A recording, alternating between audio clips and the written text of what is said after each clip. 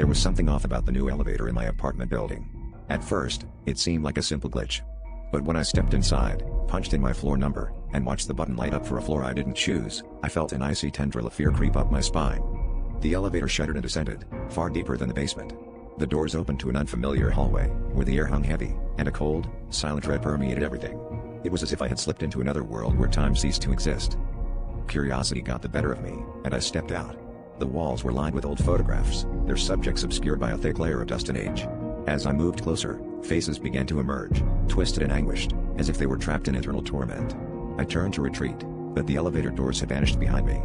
Panic set in, and I found myself wandering through the endless corridor, each step echoing into a void that seemed to swallow sound itself. Hours, or perhaps days passed, as I stumbled upon rooms filled with forgotten relics of lives once lived. I felt an oppressive presence lurking just beyond the periphery of my vision, always watching, waiting. Shadows moved where there should be none, whispering my name, promising salvation, or perhaps damnation.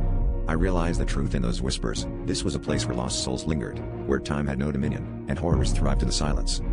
Desperation clawed at my sanity as I raced back to where the elevator had been. I closed my eyes, clinging to a fading hope. When I opened them, the elevator doors stood before me, inviting me back to the world I once knew. As I returned to my floor, I was greeted by familiar sights and sounds, yet my mind could not shake the darkness that lingered.